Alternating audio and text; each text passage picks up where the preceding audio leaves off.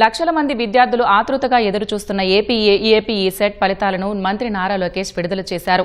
ఇంజనీరింగ్లో 182,000 మంది విద్యార్థులు ఉత్తీర్ణత సాధించారని అధికారులు తెలిపారు.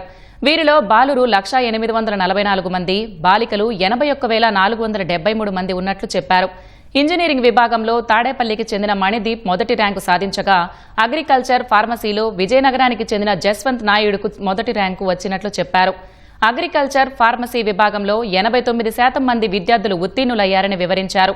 ఈ విజయం ఆంధ్రప్రదేశ్ భవిష్యత్తుకు సరికొత్త ఉత్తేజమని మంత్రి లోకేష్ అన్నారు. ఉత్తీర్ణులైన విద్యార్థులకు లోకేష్ శుభాకాంక్షలు తెలిపారు. ఈ ఎంసెట్ మొత్తం ఇంజనీరింగ్ స్ట్రీమ్ లో 2,76,572 మంది అప్లై చేశారు.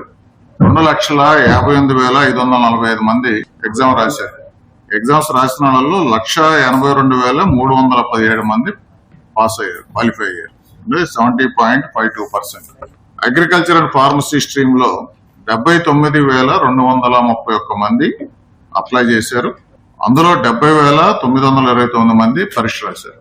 వాళ్ళలో 63,546 మంది పాస్ అయ్యారు, 89.59%.